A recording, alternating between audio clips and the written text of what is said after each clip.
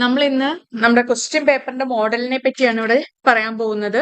AEC നിങ്ങൾക്ക് 45 മാർക്കിന്റെ questions ആണ് വരുന്നത്. 45 മാർക്കിനാണ് നമ്മുടെ എക്സാം വരുന്നത്. അത് 4 സെക്ഷനുകളായിട്ട് തിരിച്ചിരിക്കുന്നത്, ABCD. അതിൽ സെക്ഷൻ A വരുമ്പോ ഒറ്റ വാക്കിൽ ഉത്തരം എഴുതുക എന്ന് പറഞ്ഞിട്ടാ വരുന്നത്. 8 ചോദ്യം തന്നിട്ട് അതിൽ നിന്നും ഏതെങ്കിലും 5 ചോദ്യങ്ങൾക്ക് ഉത്തരം കണ്ടുപിടിക്കുക. ഒറ്റ വാക്കിൽ ഉത്തരം എഴുതിയാൽ മതിയാവും. രണ്ടാമത്തെ സെക്ഷനിലേക്ക് വരുമ്പോൾ സെക്ഷൻ B 2 3 വാക്യത്തിൽ ഉത്തരം എഴുതുക, 2 മാർക്ക് വീതം. അവിടെയും നിങ്ങൾക്ക് ഓപ്ഷൻ വരുന്നുണ്ട്. 8 ചോദ്യം തന്നിട്ട് അതിൽ നിന്നും 5 എണ്ണം തിരഞ്ഞെടുത്ത് എഴുതിയാൽ മതിയാവും. അങ്ങനെ 10 മാർക്ക്. സെക്ഷൻ സിയിലേക്ക് കടക്കുമ്പോൾ ഒരു പുറത്തിൽ കവിയാതെ ഉത്തരം എഴുതുക എന്നുള്ളതാണ് ഉദ്ദേശിക്കുന്നത്. 5 മാർക്ക് വീതമാണുള്ളത്. 6 ചോദ്യം തന്നിട്ട് അതിൽ നിന്നും 4 എണ്ണത്തിന് ഉത്തരം എഴുതണം. അങ്ങനെ 4 20 അങ്ങനെയാ വരുന്നത്. 5 മാർക്കിന്റെ 4 ചോദ്യങ്ങൾ ഒരു പുറം വേണം. പിന്നെ വരുന്നത് ഒരൊറ്റ എസ്സേ വരുന്നുള്ളൂ. 2 ചോദ്യം തന്നിട്ട് അതിൽ നിന്നും ഒരെണ്ണത്തിന് ഉത്തരം എഴുതുക എന്നുള്ളതാണ് സെക്ഷൻ ഡിയിൽ പറയുന്നത്. അത് അത്യാവശ്യം വലിയൊരു എസ്സേ ആണ് അവർ പ്രതീക്ഷിക്കുന്നത്. 3 പേജിൽ ഉത്തരം എഴുതാനാ പറയുന്നത്. 10 മാർക്ക്. അങ്ങനെ 45 മാർക്കാണ് നിങ്ങൾക്ക് ഈ പ്രായോഗിക മലയാളം എന്ന് പറയുന്ന പേപ്പറിൽ വരുന്നത്. ഒരു കാര്യം ഇവിടെ നിങ്ങൾക്ക് കണ്ടാൽ മനസ്സിലാവും, ഇഷ്ടംപോലെ ഓപ്ഷൻ തിരഞ്ഞെടുക്കുന്നതിനുള്ള സാധ്യതയുണ്ട് എന്നുള്ളത് ശ്രദ്ധിക്കുക. അപ്പോ ഒരു പരീക്ഷാ പേപ്പർ കിട്ടിക്കഴിയുമ്പോൾ തന്നെ അതിൽ നിങ്ങൾക്ക് ഏതൊക്കെ ഏറ്റവും എളുപ്പം ഏതെല്ലാം ചോദ്യങ്ങളെ കൈകാര്യം ചെയ്യാൻ പറ്റും എന്നുള്ളത് ആദ്യം തന്നെ നിങ്ങൾ നോക്കി വയ്ക്കുക. അതിനനുസരിച്ച് ഉത്തരങ്ങൾ എഴുതുക. ഇവിടെ ഒരു ചോദ്യവും നിങ്ങൾക്ക് അറിയില്ല എന്ന് പറഞ്ഞ് വിട്ടുകളയാനുള്ളൊരു ഇടവരുത്തരുത്. എന്താണോ നിങ്ങൾ ആ ഒരു വിഷയവുമായി ബന്ധപ്പെട്ടുകൊണ്ട് നിങ്ങൾക്ക് അറിയാവുന്നത് അത് എഴുതി വെക്കാനായിട്ട് ശ്രദ്ധിക്കണം. നമ്മൾ പേപ്പർ നോക്കുന്ന സമയത്ത് കൃത്യമായിട്ട് ഇവിടെ വരുമ്പോ ഇപ്പോ എത്ര എണ്ണ വരുന്നേ? 5 10 14 15 ചോദ്യങ്ങൾക്കാണ് നിങ്ങൾ ഉത്തരം എഴുതേണ്ടി വരുന്നത്. ആ 15 ചോദ്യവും അറ്റൻഡ് ചെയ്യാനായിട്ട് തീർച്ചയായിട്ടും ശ്രദ്ധിക്കണം. ഇതിൽ ആ ഒറ്റ വാക്കിൽ ഉത്തരം എഴുതുക എന്ന് പറയുന്ന സമയത്ത് മാത്രമേ നിങ്ങൾക്ക് മാർക്ക് തെറ്റി പോകുന്ന, അല്ലെങ്കിൽ എന്താ പറയാ, പൂർണ്ണമായും തെറ്റ് എന്ന് പറയാനായിട്ട് സാധിക്കുള്ളൂ. കാരണം ഇപ്പോ എന്താ പറഞ്ഞ കാര്യം തന്നെ ഒറ്റ വാക്കിൽ ആവർത്തിക്കുന്ന ദോഷം എന്താണ് എന്നുള്ളതാണ് ചോദ്യം. അപ്പൊ അതിന് പൗനരുക്തി ദോഷം എന്നുള്ള ഒരൊറ്റ ഉത്തരവേ പ്രതീക്ഷിക്കുന്നുള്ളൂ. ആ പറയുന്നത് തെറ്റായി പോയി കഴിഞ്ഞിട്ടുണ്ടെങ്കിൽ നമുക്ക് അവിടെ മാർക്ക് ഒന്നും ഇടാനായിട്ട് സാധിക്കില്ല. പകരം ഇപ്പൊ 2 മാർക്കിന്റെ ചോദ്യം വരുന്ന സമയത്ത് നിങ്ങൾക്ക് എന്താണ് പൗനരുക്തി ദോഷം എന്നൊരു ചോദ്യം വന്നു കഴിയുമ്പോൾ അത് എന്താന്ന് പറയാൻ കിട്ടിയില്ലെങ്കിൽ പോലും അതിനൊരു ഉദാഹരണം എഴുതി വെച്ച് കഴിഞ്ഞാൽ നമുക്ക് അവിടെ മാർക്ക് ഇടാനുള്ളൊരു സാധ്യതയുണ്ട്. അപ്പൊ അത്തരത്തില് ചോദ്യങ്ങൾ കൈകാര്യം ചെയ്യണം. നിങ്ങൾക്ക് അറിയില്ല എന്ന് കരുതിയിട്ട് അല്ലെങ്കിൽ കൃത്യമായ ഉത്തരേ ഞാൻ എഴുതുള്ളൂ എന്ന് വാശി പിടിച്ചിരിക്കേണ്ട കാര്യമില്ല. ആ ഒരു ചോദ്യവുമായി ബന്ധപ്പെട്ടുകൊണ്ട് നിങ്ങൾക്ക് അറിയാവുന്ന കാര്യങ്ങൾ എന്തൊക്കെയാണെന്നുള്ള എഴുതി വെക്കാനുള്ളൊരു എന്താ പറയാ, അതിനുള്ളൊരു കാര്യം തന്നെയെങ്കിലും നിങ്ങൾ ശ്രദ്ധിക്കണം. അപ്പൊ നമുക്ക് ഈസി ആയിട്ട് മാർക്ക് കണ്ടുപിടിക്കാനായിട്ട് സാധിക്കും. അപ്പൊ ഇവിടെ നമുക്ക് ഇന്ന് ബ്ലോക്ക് 1 ചില പ്രധാനപ്പെട്ട ക്വസ്റ്റ്യൻസ് ഏതൊക്കെയാണെന്നുള്ളത് നോക്കാം. അപ്പൊ യൂണിറ്റ് 1 മലയാള ശൈലി, കുട്ടികൃഷ്ണമാരാരുടെ മലയാള ശൈലി എന്ന് പറയുന്നതാണ് നമ്മുടെ യൂണിറ്റ് 1 ആയിട്ട് വരുന്നത്. അപ്പൊ വൺ വേർഡ് എന്ന് പറയുന്നത് നമ്മൾ പ്രതീക്ഷിക്കുന്നത് കൂടുതലായിട്ടും ഇപ്പോ കുട്ടികൃഷ്ണമാരാരുടെ ചിലപ്പോ ഏതെങ്കിലും ഒരു ലേഖനം കലക്കി എന്താ പറഞ്ഞേ, കല ജീവിതം തന്നെ എന്ന് വാദിച്ചത് ആര് എന്നുള്ള രീതിയിൽ ചിലപ്പോൾ ചോദ്യം വരാം. അപ്പോ നിങ്ങൾ ഈ വൺ വേർഡ് പഠിക്കാൻ വേണ്ടിയിട്ട് ജസ്റ്റ് ഈ കുട്ടികൃഷ്ണമാരാരെ പറ്റി അല്ലെങ്കിൽ എസ് ഗുപ്ത നായരെ പറ്റിയൊക്കെ ചെറുതായിട്ടൊന്ന് വായിച്ചു പോയിരിക്കണം. ചിലപ്പോൾ അവരുടെ പുസ്തകത്തെ പറ്റി ആയിരിക്കാം ചോദിക്കുന്നത്. മലയാള ശൈലി എന്ന് പറയുന്ന പുസ്തകം രചിച്ചത് ആര് എന്നുള്ള രീതിയിൽ വരാം. അപ്പൊ അവിടെ കുട്ടികൃഷ്ണമാരാര്, മലയാള ശൈലി എന്ന ഗ്രന്ഥത്തിന്റെ സവിശേഷത, മലയാള ശൈലി എന്ന പുസ്തകം രചിച്ചത് കുട്ടികൃഷ്ണമാരാര്. അപ്പൊ അത്തരത്തില് ചോദ്യങ്ങള് നമ്മൾ വൺ വേർഡുകൾ അറ്റൻഡ് ചെയ്യേണ്ട വരുന്ന സമയത്താണ് ഈ ലേഖനങ്ങൾ എഴുതിയത് ആര് എന്നുള്ളത് നമ്മൾ പഠിക്കേണ്ടി വരുന്നത്. അപ്പൊ തീർച്ചയായിട്ടും നിങ്ങൾ ആ ലേഖനത്തിലേക്ക് കടക്കുന്നതിന് മുൻപ് ഇവരുടെ പറ്റിയുള്ള കുറച്ച് കാര്യങ്ങളൊന്ന് അറിഞ്ഞിരിക്കുക. അതും പറഞ്ഞ് മുഴുവനും കാണാതെ പഠിക്കണം എന്നല്ല കേട്ടോ. ഏതെങ്കിലും 2 പുസ്തകത്തിന്റെ പേരൊന്ന് നോട്ട് ചെയ്ത് വെച്ചിരിക്കണം. പിന്നീട് നമ്മുടെ ലേഖനത്തിലേക്ക് വരുമ്പോൾ ഇവിടെ പ്രധാനമായിട്ട് എന്താ പറയുന്നത്, നമ്മൾ പോലും അറിയാതെ മലയാള ഭാഷ കൈകാര്യം ചെയ്യുമ്പോൾ അല്ലെങ്കിൽ പ്രബന്ധ രചന നടത്തുമ്പോൾ നമ്മൾ വരുത്തിക്കൊണ്ടിരിക്കുന്ന തെറ്റുകൾ എന്താന്നുള്ളതിനെ പറ്റിയാണ് നമ്മളിവിടെ മെയിൻ ആയിട്ട് പറഞ്ഞു പോകുന്നത്. അതിനോടനുബന്ധിച്ച് തന്നെയാണ് ഇവിടെ ഞാൻ നേരത്തെ പറഞ്ഞ കാര്യം തന്നെ മറ്റു വാക്കുകളിൽ ആവർത്തിക്കുന്നതാണ് പൗനരുക്തി ദോഷം എന്ന് പറയുന്നുണ്ട്. അത് ചിലപ്പോൾ 2 തരത്തിൽ ചോദിക്കാം. എന്താണ് പൗനരുക്തി ദോഷം എന്ന് 2 മാർക്കിന് ചോദിക്കാം. അല്ലെങ്കിൽ പറഞ്ഞ കാര്യം തന്നെ മറ്റു വാക്കുകളിൽ ആവർത്തിക്കുന്നതിന് പറയുന്ന പേരെന്ത് എന്ന് 1 മാർക്കിനായാലും ചോദിക്കാം. അപ്പൊ ആ ഒരു കാര്യം ഒന്ന് നോട്ട് ചെയ്ത് വെക്കാം. പിന്നെ ഇതിലേക്ക് വരുമ്പോ ഈ പൗനരുക്തി ദോഷത്തിന്റെ ഭാഗമായിട്ട് സാധാരണ ആളുകൾക്ക് വരുന്ന തെറ്റുകൾ എന്നുള്ള രീതിയിൽ കുറച്ച് കാര്യങ്ങൾ ഇവിടെ പറയുന്നുണ്ട്. ഒരു 16ഓളം തെറ്റുകൾ ഇവിടെ പറയുന്നു. ആ തെറ്റുകളൊക്കെ ഒന്ന് നോട്ട് ചെയ്ത് വെക്കണം. ചിലപ്പോൾ എസ്സേ ചോദ്യമായിട്ട് മലയാളികൾ ആവർത്തിക്കുന്ന തെറ്റുകൾ അല്ലെങ്കിൽ എന്താ പറയാ, മലയാള പ്രയോഗത്തിൽ വന്നിട്ടുള്ള പ്രയോഗ വൈകല്യങ്ങളെ മാരാർ ക്രോഡീകരിച്ചിരിക്കുന്നത് എങ്ങനെ എന്നുള്ള രീതിയിൽ എസ്സേ ക്വസ്റ്റ്യൻ ആയിട്ടും വരാം. അപ്പൊ ഇത്തരത്തിലുള്ള കാര്യങ്ങൾ, ഈ തെറ്റുകളില്ലേ, അതിന് ഉദാഹരണ സഹിതം പഠിച്ചു വെക്കണം. പിന്നെ എന്താ പറയാ, നിർബന്ധമായിട്ടും അല്ലെങ്കിൽ ഉറപ്പായിട്ടും വരും എന്ന് നമ്മൾ പ്രതീക്ഷിക്കുന്നത് തെറ്റ് തിരുത്തുക അല്ലെങ്കിൽ തെറ്റ് കണ്ടുപിടിക്കുക എന്നുള്ള രീതിയിൽ ചോദ്യം വരാം. ഏതെങ്കിലും വാക്കുകളെ തെറ്റിച്ചു കൊടുത്തുകൊണ്ട് ഇതിൽ ആവർത്തിച്ചിരിക്കുന്ന തെറ്റെന്ത് എന്നുള്ളത് കണ്ടുപിടിക്കാനായിട്ട് നമ്മൾ ചോദ്യം പ്രതീക്ഷിക്കാം. പ്രയോഗ വൈകല്യം കണ്ടെത്തുക എന്ന് പറഞ്ഞിട്ട് ഇവിടെ കാണാം. പിന്നെ അതൊക്കെ തന്നെയാണ് ഇതിൽ നമ്മൾ പ്രധാനമായിട്ടും പ്രതീക്ഷിക്കുന്നത്. ഇതൊക്കെയും എന്തൊക്കെയാ തെറ്റുകൾ വരുന്നതെന്ന് പറയാം. ഇപ്പൊ ഇവിടെ ഈ ഒരു ഭാഗത്ത് നോക്കൂ, ഇവിടെ വലിയ ആന എന്ന് പറയുന്നതിനേക്കാൾ വലിപ്പം കിട്ടും വലിയതായ ആന അല്ലെങ്കിൽ വലുതായ ആന എന്നൊന്നും പറയണ്ടല്ലോ.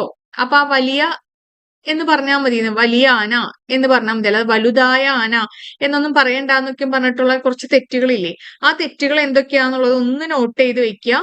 അത് തന്നെയായിരിക്കാം എസ്സേ ക്വസ്റ്റ്യനിൽ വരുമ്പോഴും നിങ്ങൾ എഴുതേണ്ടത്. ഇപ്പൊ എസ്സേ ക്വസ്റ്റ്യൻ ആയിട്ട് നമ്മൾ മലയാള ഭാഷാ പ്രയോഗത്തിൽ വന്നിട്ടുള്ള പ്രയോഗ വൈകല്യങ്ങളെ മാരാർ ക്രോഡീകരിക്കുന്നത് എങ്ങനെ എന്ന് ചോദിച്ചു കഴിഞ്ഞാൽ ഈ പറയുന്ന 16ഓളം തെറ്റുകളെ നിങ്ങളൊന്ന് എടുത്തു പറയണം. അതുപോലെ തന്നെ പൗനരുക്തി ദോഷം എന്താണ് എന്നുള്ളത് ആദ്യം തന്നെ സൂചിപ്പിക്കണം. അപ്പൊ അത്രയ്ക്കുള്ള കാര്യങ്ങളെ ഈ ഒരു യൂണിറ്റ് 1 നിങ്ങൾ അറിഞ്ഞിരിക്കേണ്ട കാര്യമുള്ളൂ. ഓക്കെ. പിന്നെ കണ്ടോ, ഇപ്പൊ ഇവിടെ ഇവിടെ വരുന്നുണ്ട്, അയാൾ സ്വയം ആത്മഹത്യ ചെയ്തു. പ്രയോഗ വൈകൃതം കണ്ടെത്തുക. അയാൾ സ്വയം ആത്മഹത്യ ചെയ്തു. ആത്മഹത്യ എന്ന് പറയുന്നത് തന്നെ സ്വയം മരിക്കലാണ്. അപ്പൊ പിന്നെ അവിടെ സ്വയം എന്ന് വേണ്ട, അയാൾ ആത്മഹത്യ ചെയ്തു എന്ന് മതി. ഇനി അയാൾ ഉണ്ണുന്ന സമയത്ത് അതിഥികൾ വന്നു. ഉണ്ണുന്ന സമയം എന്ന് വേണ്ട, അയാൾ ഉണ്ണുമ്പോൾ അതിഥികൾ വന്നു എന്ന് മതി. അതുപോലെ തന്നെ എന്താ, ഏറ്റവും കരുണയേറിയ ദൈവം, ഏറ്റവും വേണ്ട, കരുണയേറിയ ദൈവം എന്ന് മതി. അപ്പൊ അത്തരത്തില് എന്തായാലും പ്രയോഗ വൈകൃതം കണ്ടെത്തുക എന്ന് പറയുന്നത് നമ്മളിവിടെ നമ്മള് ഈ 1ാമത്തെ യൂണിറ്റില് പ്രതീക്ഷിക്കേണ്ട ചോദ്യമാണ്. ഇനി യൂണിറ്റ് 2 കടക്കുമ്പോ ശൈലിയെ പറ്റി ചില ചിന്തകൾ എന്ന് പറഞ്ഞിട്ട് എസ് ഗുപ്തനായരുടെ ലേഖനാണ് വരുന്നത്. എസ് ഗുപ്തനായരെ പറ്റിയുള്ള കാര്യം ജസ്റ്റ് നോക്കാം. ഗദ്യം പിന്നിട്ട വഴികൾ എന്ന് പറയുന്ന ആ ഒരു പുസ്തകത്തിന്റെ കാര്യം ഒന്ന് ഓർത്തിരിക്കണം. പിന്നെന്തിവിടെ സൃഷ്ടിയും സൃഷ്ടാവും, അസ്ഥിയുടെ പൂക്കള്, ഇസങ്ങൾക്കപ്പുറം എന്നൊക്കെയും പറയുന്ന അദ്ദേഹത്തിന്റെ കൃതികള്. സത്യം പറഞ്ഞാൽ അതിനുവേണ്ടി കുറെ സമയം നിങ്ങൾ ചെലവഴിക്കേണ്ട കാര്യമില്ല കേട്ടോ. ഇപ്പൊ ഈ ഗുപ്തനായരെ പറ്റി ആയാലും കുട്ടികൃഷ്ണമാരെ പറ്റിയൊക്കെ ആയാലും അതിനു വേണ്ടി മെനക്കെടണം എന്നില്ല. വായിക്കുമ്പോ ആ ഒരു ഭാഗം കൂടി ഒന്ന് വായിച്ചു പോവാ, എവിടെന്നെങ്കിലും ഒന്ന് ക്ലിക്കായി കിട്ടിക്കഴിഞ്ഞാൽ 1 മാർക്ക് വെറുതെ പോണ്ടല്ലോ. അത്രയ്ക്കേ ഉദ്ദേശിക്കുന്നുള്ളൂ. നിങ്ങൾ കൂടുതൽ ഇമ്പോർട്ടൻസ് കൊടുക്കണ്ട. ഇനി ഇവിടെ വരുമ്പോ എന്താ, ശൈലി എന്താണ്, കമ്പൽസറി ആയിട്ട് ചോദ്യം വരുന്നതാണ്. എന്താണ് ശൈലി? അതുപോലെ തന്നെ ഇവിടെ നമ്മൾ പറയുന്നുണ്ട്, ബഫൺ പറയുന്നുണ്ട് സ്റ്റൈൽ ഈസ് ദ മാൻ, അല്ലെങ്കിൽ ആൾ തന്നെ ശൈലി എന്ന് പറയുന്നുണ്ട്. അപ്പോ അതുപോലെ തന്നെ നമ്മുടെ ഫൗളർ ശൈലിക്ക് കുറച്ച് നിർവചനങ്ങൾ കൊടുക്കുന്നുണ്ട്. അത്തരത്തില് പല ആളുകള് ഏതൊക്കെയാണ് ശൈലിക്ക് പല ആളുകൾ പല കാലഘട്ടങ്ങളിൽ കൊടുത്തിട്ടുള്ള വ്യത്യസ്തങ്ങളായ നിർവചനങ്ങൾ ഏതൊക്കെയാണെന്നുള്ളത് നിങ്ങളൊന്ന് അറിഞ്ഞിരിക്കണം. പിന്നെ ഇവിടെ പറയുന്നില്ലേ സംസ്കൃതത്തിലെ ശൈലീ രീതികൾ ഏതൊക്കെയായിരുന്നു എന്ന്? പാഞ്ചാലി, ഗൗഡി, വൈദർഭി എന്നൊക്കെയും പറഞ്ഞ ദേശനാമങ്ങളെ അനുസരിച്ച് ശൈലികൾ ഉണ്ടാക്കിയിരുന്നു. പിന്നീട് നമ്മുടെ ആരാ AR വരുന്നതോടുകൂടി കർക്കശം, കോമളം, സരസം, ശുഷ്കം, ശാലീനം, ദീപ്രം തുടങ്ങി 13 തരത്തിലുള്ള ശൈലികൾ ഉണ്ടെന്നും ഈ ശൈലികള് നിങ്ങളുടെ ഇഷ്ടത്തിനനുസരിച്ച് എണ്ണം കൂട്ടുകയോ കുറയ്ക്കുകയോ ചെയ്യാം എന്ന് പറഞ്ഞിട്ട് പലതരത്തിലുള്ള വാദങ്ങൾ പറയുന്നുണ്ട്. അപ്പൊ അത്തരത്തിലുള്ള കാര്യങ്ങൾ ജസ്റ്റ് ഒന്ന് ഓർത്തിരിക്കണം കേട്ടോ. AR പറഞ്ഞിരിക്കുന്ന എന്താണ് ശൈലിനെ പറ്റി, ബഫറും ഫൗളും ഒക്കെയും ശൈലിയെ പറ്റി എന്തെല്ലാം കാര്യങ്ങൾ പറഞ്ഞിരിക്കുന്നു എന്നുള്ളത് ഈ ഒരു ഭാഗത്ത് നമ്മൾ ശ്രദ്ധിക്കണം. അത് ഒരു ഇമ്പോർട്ടന്റ് ആയിട്ടുള്ള കാര്യമാണ്. അതുപോലെ ശൈലി എന്ന് പറയുന്നത് സ്റ്റൈൽ എന്ന് പറയുന്ന ആ ഒരു കാര്യമാണെന്നുള്ളതും ശ്രദ്ധിക്കാം.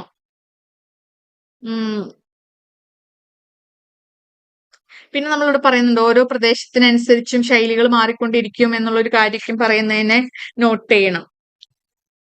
ശൈലി എന്നതുകൊണ്ട് അർത്ഥമാക്കുന്നത് എന്ത് എന്നുള്ളത് ഒരു ചോദ്യമാണ്. AR ശൈലിയെ വിഭജിച്ചിരിക്കുന്നത് എങ്ങനെയാണ്?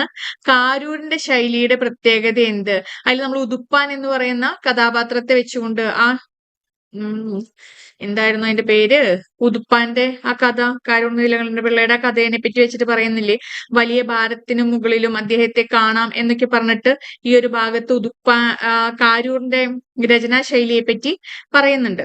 ഉതുപ്പാന്റെ കിണർ ഇവിടെ. അപ്പോ അങ്ങനെ ഓരോ രചയിതാക്കൾക്കുമുള്ള അവരവരുടെ ശൈലിയെ പറ്റിയാണ് ഈ ഒരു ഭാഗത്ത് പറഞ്ഞു പോകുന്നത്. അപ്പൊ അതൊന്ന് ശ്രദ്ധിക്കണം. പിന്നെ ഇവിടെ ഫൗളർ ശൈലി എന്ന് പറയുന്ന ശൈലീശാസ്ത്രജ്ഞൻ നല്ല ശൈലിക്ക് 3 ഗുണങ്ങളാണ് ഉണ്ടാവേണ്ടത് എന്ന് പറഞ്ഞുകൊണ്ട് ലാളിത്യം, ആർജവം, ഔചിത്യം എന്ന് പറയുന്നുണ്ട്. അപ്പൊ ഫൗളർ ശൈലിയെ വിഭജിച്ചിരിക്കുന്നത് എങ്ങനെയാണ് എന്നുള്ളതും ശ്രദ്ധിക്കണം. പിന്നെ ഇവിടെ എം പി പോളിന് ശൈലിയെ പറ്റിയുള്ള അഭിപ്രായം എന്താണെന്നുള്ള ഒരു ചോദ്യം കാണാം. അതും ഇതേപോലെ തന്നെയാണ്. നല്ല ഗദ്യശൈലി എന്തെന്നും അത് കരസ്ഥമാക്കാനുള്ള ഉപായങ്ങൾ എന്തെല്ലാമാണെന്നതിനെ കുറിച്ചും ആണ് ഈ ലേഖനത്തിൽ പറഞ്ഞത്. അതിൽ തന്നെ എം പി പോളിന്റെ അഭിപ്രായത്തിൽ പറയുന്നത് എന്താ? നല്ല ഗദ്യശൈലി വാമൊഴിയിൽ അടിയുറച്ചതായിരിക്കും. നല്ല ഗദ്യശൈലി എന്ന് പറയുന്നത് വാമൊഴിയിൽ അടിയുറച്ചതായിരിക്കും എന്ന് പറഞ്ഞിട്ടാണ് എം പി പോൾ ശൈലിനെ പറ്റി പറയുന്നത്. അപ്പോ ഇതിൽ ആര് വേണമെങ്കിലും ആയിരിക്കാം. ചിലപ്പോ ബഫൺ ആയിരിക്കാം, അല്ലെങ്കിൽ ഫൗളർ പറഞ്ഞിരിക്കുന്നതായിരിക്കാം. എം പി പോൾ ശൈലിനെ പറ്റി എന്ത് പറഞ്ഞിരിക്കുന്നു, അല്ലെങ്കിൽ AR ശൈലിയെ പറ്റി അല്ലെങ്കിൽ AR ശൈലിയെ എങ്ങനെ വിഭജിച്ചിരിക്കുന്നു, കാരൂരിന്റെ ശൈലി ചിന്തകൾ എങ്ങനെയാണ്, അല്ലെങ്കിൽ കാരൂരിന്റെ ശൈലിയുടെ പ്രത്യേകത എന്ത് എന്നൊക്കെ പറഞ്ഞിട്ട് ചോദ്യം വരാം. അപ്പൊ അത്തരത്തിൽ വേണം നമ്മൾ ഈ ഒരു ചാപ്റ്റർ പഠിക്കുമ്പോൾ നോക്കാനായിട്ട്. ഇവരെ എല്ലാം ശൈലി വിഭജനം എന്താന്നുള്ളത് പഠിച്ചു കഴിയുമ്പോൾ തന്നെ നമുക്ക് മെയിൻ ആയിട്ട് എന്താ നല്ല ശൈലിക്ക് മാതൃകയായ നല്ല ശൈലി എങ്ങനെയായിരിക്കണം എന്നുള്ളതിനെ പറ്റി നമുക്കൊരു ഐഡിയ കിട്ടും. ഇപ്പൊ ഇവിടെ ഒരു അസൈൻമെന്റ് ആയിട്ട് വന്നിട്ടില്ലേ, നല്ല ശൈലിക്ക് മാതൃകയായ ഗദ്യരചനകൾ കണ്ടെത്തുക എന്ന് പറയുമ്പോൾ നിങ്ങൾക്ക് വായിച്ചിട്ട് നല്ലതായിട്ട് തോന്നിയിട്ടുള്ള ഏതെങ്കിലും ഒരു കൃതിയെ പറ്റിയോ അല്ലെങ്കിൽ ഏതെങ്കിലും ഒരു എഴുത്തുകാരന്റെ ശൈലിനെ പറ്റി പറഞ്ഞാൽ മതിയാവും. ഇപ്പൊ MTയുടെ നോവലുകളെ പറ്റിയോ വിജയന്റെ എഴുത്ത് രീതിയെ പറ്റിയോ ഒക്കെ നിങ്ങൾക്ക് വായിച്ചിട്ട് ഏതാണോ ഇഷ്ടപ്പെട്ട ഒരു ശൈലി ഉള്ളത്. ഇപ്പം ബഷീറിന്റെ ശൈലി പറയുന്നില്ലേ, ബഷീറിന് അത് നിങ്ങൾക്ക് വേറൊരു ചാപ്റ്റർ തന്നെ വരുന്നുണ്ട് കേട്ടോ ബഷീറിനെ പറ്റി. അപ്പൊ അത് ഇവിടെ വേണമെങ്കിൽ കണക്ട് ചെയ്യാം. ബഷീറിന്റെ ശൈലി എങ്ങനെയായിരുന്നു എന്നുള്ളതിനെ പറ്റി, വീട്ടിൽ സംസാരിക്കുന്ന എന്റെ ഉമ്മയുടെ ഭാഷയാണ് എന്നൊക്കെ പറഞ്ഞിട്ട് പറയുന്ന ഒരു രീതിയിലേക്ക് കൊണ്ടുവരാം. അപ്പൊ അത്തരത്തിലുള്ള കാര്യങ്ങളാണ് ഈ 2ാമത്തെ ചാപ്റ്ററിൽ നമ്മൾ ശ്രദ്ധിക്കേണ്ടത്. 3ാമത്തെ ചാപ്റ്ററിലേക്ക് എത്തുമ്പോൾ ഭാഷയും ആശയവിനിമയവും എന്ന് പറഞ്ഞിട്ട് ഡോക്ടർ KM പ്രഭാകരവാര്യരുടേതാണ്. ഇവിടെ മെയിൻ ആയിട്ട് എന്താ പറയുന്നതെന്നുള്ളത് നമ്മൾ പ്രതീക്ഷിക്കുന്ന ചോദ്യം ഈ ഒരു ഭാഗത്തു നിന്നാണ്. അതായത് മനുഷ്യന്റെ ആശയവിനിമയത്തിന്റെ പ്രത്യേകത എന്താന്നുള്ളതൊന്ന് നോട്ട് ചെയ്ത് വെക്കണം കേട്ടോ. ഇതിൽ പറയുന്നില്ലേ, മനുഷ്യന് മറ്റു ജീവികളിൽ നിന്ന് വ്യത്യസ്തനാക്കുന്നത് അവന്റെ ഭാഷയാണ്, ആശയവിനിമയത്തിനുള്ള ശബ്ദമാണ് എന്നുള്ളതിനെ പറ്റിയൊക്കെ പറയുന്നില്ലേ. നോക്ക്, മനുഷ്യേതര ജീവികളിലും അസമ്പുഷ്ടവും അവികസിതവുമായ ആശയവിനിമയ പ്രക്രിയ നടക്കാറുണ്ട്. എന്നാൽ മനുഷ്യേതര ജീവികളുടെ ആശയവിനിമയ രീതികളെ ഭാഷ എന്ന് വിശേഷിപ്പിക്കാൻ സാധ്യമല്ല. മനുഷ്യഭാഷ മനുഷ്യേതര ഭാഷയിൽ നിന്ന് പലതരത്തിലും വ്യത്യാസപ്പെട്ടിരിക്കുന്നു. ഏതെല്ലാം തരത്തിലാണ് വ്യത്യാസപ്പെട്ടിരിക്കുന്നത് എന്നുള്ളതാണ് ഈ ഒരു ഭാഗത്തിൽ പറയുന്നത് അല്ലെ. ഇവിടെ എന്താ, ഞാനൊരു കാര്യം പറയുന്നു, എനിക്കൊരു ആശയവിനിമയം നടത്താനുണ്ടെന്നുണ്ടെങ്കിൽ ഞാനൊരു സന്ദേശം പറയുന്നു, അത് വായുവിലൂടെ സഞ്ചരിക്കുന്നു, അത് ഒരാളുടെ ചെവിയിലേക്ക് എത്തുന്നു, അത് തലച്ചോറിലേക്ക് എന്നിട്ട് പ്രോസസ്സ് ചെയ്യുന്നു. അങ്ങനെ ആ ഒരു റൂട്ടിനെ പറ്റി നമ്മളിവിടെ പറയുന്നില്ലേ? സഞ്ചാരപഥം, ഉത്ഭവ കേന്ദ്രം എന്നൊക്കെയുള്ള വാക്കുകളെ പറ്റി ആ ഓരോ വാക്കും പഠിച്ചിരിക്കണം. കാരണം അതിനെ ബേസ് ചെയ്തുകൊണ്ട് ചോദ്യം വരാം. ഇപ്പൊ ഉദാഹരണത്തിന് ഇവിടെ വിസങ്കേതനം എന്നാൽ എന്ത്, ആദായി എന്നാൽ എന്ത് എന്നുള്ള രീതിയിൽ ചോദിക്കാം. അപ്പോ ഈ ഒരു ഭാഗത്ത് വരുന്ന കാര്യങ്ങള് അതിന്റെ സഞ്ചാര പദത്തെ പറ്റിയും ആശയവിനിമയം എങ്ങനെ സാധ്യമാകുന്നു എന്നുള്ളതിനെ പറ്റിയും നിർബന്ധമായിട്ടും പഠിക്കണം. 5 മാർക്കിന്റെ ചോദ്യമായിട്ട് ചിലപ്പോ ആശയവിനിമയം സാധ്യമാകുന്നത് എങ്ങനെ എന്നുള്ളത് വരാം. അല്ലെങ്കിൽ നമ്മൾ ഒരു 5 മാർക്കിൽ തന്നെ പ്രതീക്ഷിക്കുന്ന ഒരു ചോദ്യമാണ് വൃത്താന്ത സിദ്ധാന്തം. കണ്ടോ? വൃത്താന്ത സിദ്ധാന്തം എന്നാൽ എന്ത്? എന്താണ്? ഒരിടത്തു നിന്നും സന്ദേശത്തെ ഏറ്റവും ഫലപ്രദമായ രീതിയിൽ മറ്റൊരിടത്ത് എത്തിക്കാൻ എന്തെല്ലാം നടപടികൾ കൈക്കൊള്ളാം എന്നതാണ് വൃത്താന്ത പഠനം സിദ്ധാന്തം അന്വേഷിക്കുന്നത് എന്ന് പറയുന്നുണ്ട്. പിന്നെ വൺ വേർഡ് ആയിട്ട് നമുക്ക് സ്വനം എന്നാൽ എന്ത് എന്നുള്ളത് പ്രതീക്ഷിക്കാം. അല്ലെങ്കിൽ രൂപം എന്നാൽ എന്ത്? സ്വനം എന്താ? ഭാഷയിലെ ഏറ്റവും ചെറിയ ഉച്ചരിത ശബ്ദമാണ്. ക് വ് എന്നൊക്കെ പറയുന്നതാണ് സ്വനം എന്ന് കാണാം. ഭാഷയിലുള്ള ഏറ്റവും ചെറിയ ഘടകമാണ്, അർത്ഥമുള്ള ഏറ്റവും ചെറിയ ഘടകമാണ് രൂപം എന്ന് പറയുന്നുണ്ട്. അപ്പൊ സ്വനവും രൂപവും ഒന്ന് നോക്കിയിരിക്കണം. പിന്നെ ഇവിടെ അതായത് വിസങ്കേതനം നടത്താൻ സഹായിക്കുന്നതാണ് ആദായി എന്ന് ചോദിക്കുന്നുണ്ട്. ചിലപ്പോ 1 മാർക്കിന് ചോദിക്കാം ആദായി എന്നാൽ എന്തെന്ന്. അതുപോലെ തന്നെ ഈ ആശയവിനിമയത്തിന് ഇടയിൽ നിൽക്കുന്ന ഘടകങ്ങൾ എന്നുള്ള രീതിയിലാണ് നമ്മൾ എന്ത് പറയുന്നത്? ഉത്ഭവസ്ഥാനം. ഇപ്പൊ ഞാൻ ഒരു ആശയവിനിമയം നടത്തുമ്പോൾ ഉത്ഭവസ്ഥാനം ഞാനാണ്, പ്രേക്ഷകമുണ്ട്, സഞ്ചാരപഥം, ആദായി, പ്രാപ്യസ്ഥാനം എന്നിങ്ങനെ 5 ഘടകങ്ങൾ ഉണ്ടെന്ന് പറയുന്നുണ്ട്. ഈ 5 ഘടകങ്ങളും പഠിച്ചിരിക്കണം. 5 മാർക്കിന്റെ എസ്സേയിലോ 10 മാർക്കിന്റെ എസ്സേയിലോ നമ്മൾ പ്രതീക്ഷിക്കുന്നുണ്ട്. പിന്നെ അംഗവിക്ഷേപശാസ്ത്രം എന്ന് വെച്ചാൽ എന്താ? നമ്മൾ ഈ അംഗങ്ങൾ ഉപയോഗിച്ച് കൈയും കാലൊക്കെ ഉപയോഗിച്ച് ഓരോരോ കാര്യങ്ങൾ പറയുന്നത്, അതിനൊക്കെയാണ് ഇവിടെ പറയുന്നത്. അത്രയ്ക്കേ ഉള്ളൂ ഈ ഒരു ഭാഗത്ത് മെയിൻ ആയിട്ട് നോക്കേണ്ടത്.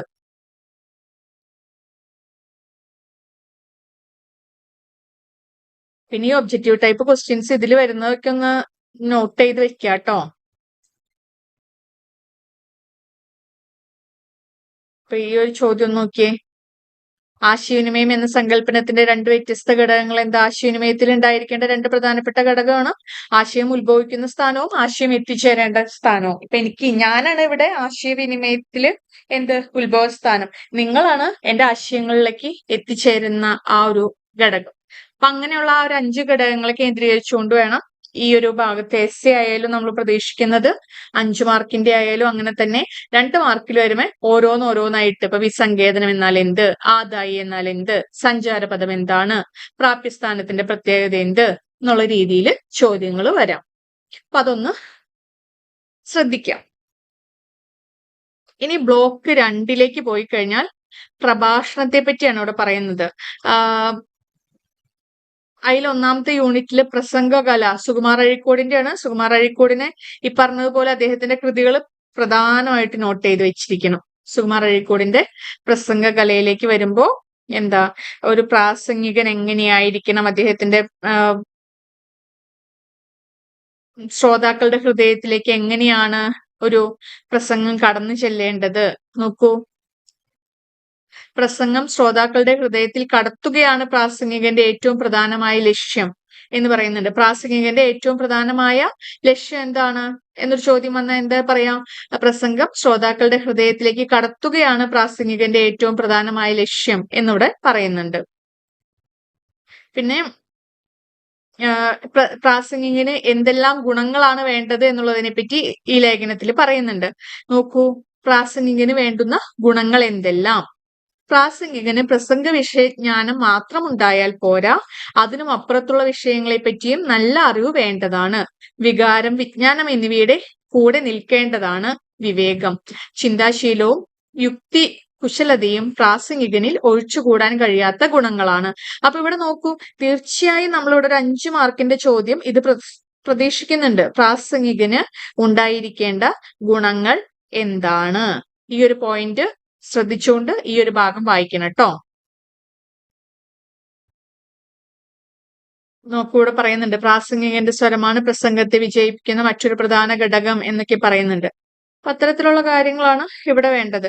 ഒരു എസ്സേ തന്നെ നിങ്ങളിവിടെ പ്രതീക്ഷിച്ചാൽ മതി. പ്രാസംഗികന് വേണ്ടുന്ന ഗുണങ്ങൾ എന്തെല്ലാം. അതുപോലെ തന്നെ ഇവിടെ നോക്കൂ, പ്രാസംഗികൻ വർജിക്കേണ്ട ഏറ്റവും വലിയ ദോഷം എന്താണ്? വാചാടോപം അഥവാ വാചാലത. ആം, അതായത് ചില ആളുകൾ പ്രസംഗിക്കാൻ അങ്ങോട്ട് തുടങ്ങിക്കഴിഞ്ഞാൽ നിർത്തില്ലല്ലോ. അതാണ് പ്രാസംഗികൻ ഉപേക്ഷിക്കേണ്ട, വർജിക്കേണ്ട ഏറ്റവും വലിയ ദോഷം ഏതാന്ന് ചോദിച്ചിട്ടുണ്ടെങ്കിൽ വാചാടോപം അഥവാ വാചാലത എന്നുള്ളൊരു കാര്യം കൂടി ഓർത്തിരിക്കണം. അപ്പൊ പ്രാസംഗികന് വേണ്ട ഗുണത്തോടൊപ്പം തന്നെ അയാൾക്ക് ഉണ്ടാവാൻ അദ്ദേഹത്തിന്റെ ദോഷത്തെ പറ്റിയും പറയുന്നുണ്ടേ. നോക്കൂ, പ്രാസംഗികന് വേണ്ട ഒരു പ്രധാന എന്താണ്, പ്രത്യുൽപ്പന്ന മതിത്വമാണ് പ്രാസംഗികന് വേണ്ട ഒരു പ്രധാന ഗുണം. ഇത് ജന്മസായത്തമായ പ്രതിഭാവിശേഷം കൊണ്ട് മാത്രമേ സിദ്ധിക്കുകയുള്ളൂ. ആരൊക്കെയാ ഇവിടെ പറയുന്നത്? ലോയിഡ് ജോർജ്, ചർച്ചിൽ എന്നിവർ ഉരുളക്കുപ്പേര് കണക്ക് പ്രസംഗവേദിയിൽ നിന്നും ബഹളക്കാർക്ക് മറുപടി കൊടുക്കുന്നതിൽ അതിസമർത്ഥരായിരുന്നു എന്ന്. അപ്പൊ ഇവിടെ പറഞ്ഞു വെക്കുന്നത്, സുകുമാർ അഴീക്കോടിന്റെ അഭിപ്രായത്തിൽ ഈ പ്രസംഗിക്കാനുള്ള കല എന്ന് പറയുന്നത് എന്താന്ന് പറയുന്നത് ജന്മസിദ്ധമാണ്, അല്ലെങ്കിൽ അത് ഒരു പ്രതിഭാവിശേഷമായിട്ട് തന്നെയാണ് അദ്ദേഹം കാണുന്നത്. അപ്പൊ ഒരു നല്ല പ്രാസംഗികന് വേണ്ടുന്ന ഗുണങ്ങൾ എന്നുള്ള രീതിയിലും വൺ വേർഡ് ആയിട്ട് ഈ വാചാടോപം വർജിക്കേണ്ട ഗുണം ഏതാണ്, വർജിക്കേണ്ട ദോഷം ഏതാന്നുള്ളതും നോക്കിയിരിക്കണം.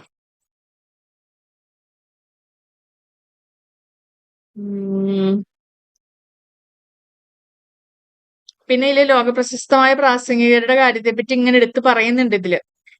ആരൊക്കെയാണ്, അവരുടെ പ്രസംഗകലയുടെ പ്രത്യേകതകൾ എന്താന്നൊക്കെ ഉള്ളത്. അതും ഒരു വൺ വേർഡ് പോലെ, ഒരു എസ്സേ ക്വസ്റ്റ്യൻ പോലെ ഒന്ന് നോട്ട് ചെയ്ത് വെച്ചേക്കാം.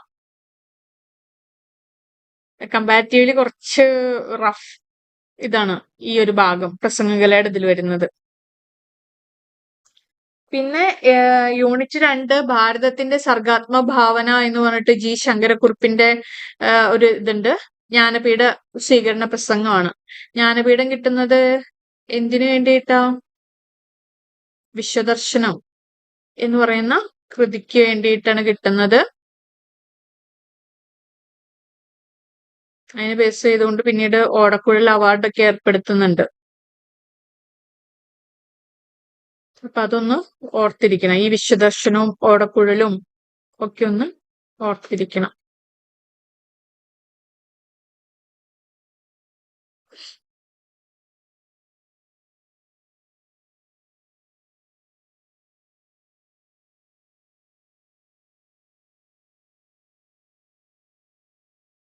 പ്രസംഗകലയാണല്ലോ നമ്മുടെ ഈ ഒരു ചാപ്റ്ററിന്റെ പ്രത്യേകത.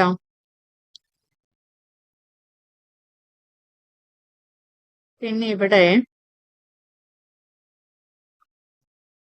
എന്താ പറയുന്നത്, മെയിനായിട്ട് ചോദ്യം നമ്മൾ പ്രതീക്ഷിക്കുന്നത് ജ്ഞാനപീഠ പുരസ്കാരം ലഭിച്ചപ്പോൾ കവിക്കുണ്ടായ അനുഭൂതി എന്ത് എന്നുള്ള രീതിയിൽ അതൊന്ന് നോക്കണം. പിന്നെ ജ്ഞാനപീഠ അവാർഡ് കിട്ടിയ കൃതി, അത് ഏത് വർഷം കിട്ടി മുതലായ കാര്യങ്ങളും കൂടി ഒന്ന് നോക്കിയിരുന്നു കഴിഞ്ഞാൽ വൺ വേർഡിന് നമുക്കത് ഉപകാരപ്രദമായിരിക്കും.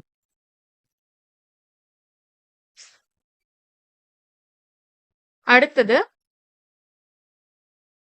യൂണിറ്റ് 3 മരുഭൂമികൾ പൂക്കുമ്പോൾ എന്ന് പറഞ്ഞിട്ട് MN വിജയന്റെ ഒരു ലേഖനാണ്.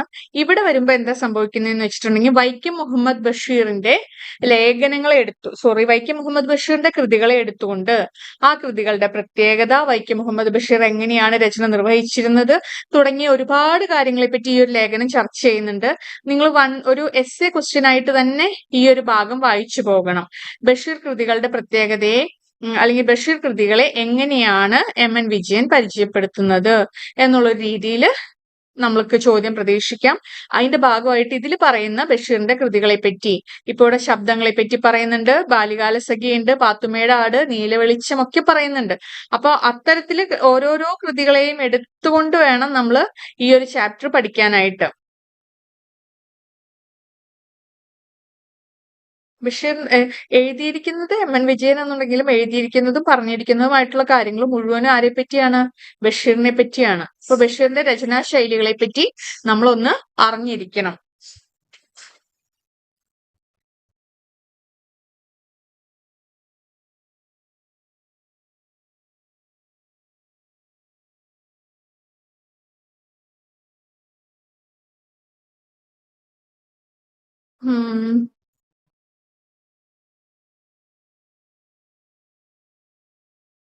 ബഷീർ ആദ്യം തന്നെ ബഷീർ ചെയ്യാത്ത ജോലികളില്ല എന്നും ബഷീർ ഒരു പുസ്തക കച്ചവടക്കാരനായിരുന്നു എന്നും യാത്രകൾ ഒരുപാട് ചെയ്തിരുന്നതിനെ പറ്റിയും ഒക്കെ പറയുന്നുണ്ട്. ജയിലിൽ കിടന്ന അനുഭവവും അങ്ങനെ ബഷീറിന്റെ അനുഭവങ്ങൾ എങ്ങനെയാണ് അദ്ദേഹത്തിന്റെ ജീവിതത്തിലേക്കും എഴുത്ത് രീതികളിലേക്കും കടന്നു വരുന്നത് എന്നുള്ളതിനെ പറ്റി കൃത്യമായ ഒരു വിശകലനാണ് ഈ ലേഖനം നമുക്ക് തരുന്നത്. നോക്കൂ, ഇവിടെ തന്നെ നോക്കിക്കഴിഞ്ഞപ്പോ ബാല്യകാലസഖി എഴുതിയത് ആര്? നമ്മളപ്പോ പെട്ടെന്ന് ഓർക്കണം എന്ത്, നിങ്ങൾക്ക് പഠിക്കാനുള്ള മരുഭൂമികൾ പൂക്കുമ്പോൾ എന്ന് പറയുന്ന ലേഖനം ബഷീറിനെ പറ്റിയാണ് പറഞ്ഞിരിക്കുന്നത് എന്നുള്ളതിനെ പറ്റി ഐഡിയ കിട്ടിയാലേ നമുക്ക് ഈ ബാല്യകാലസഖി എന്ന് കേൾക്കുമ്പോൾ തന്നെ അതുമായിട്ട് കണക്ട് ചെയ്യാൻ പറ്റുള്ളൂ കേട്ടോ.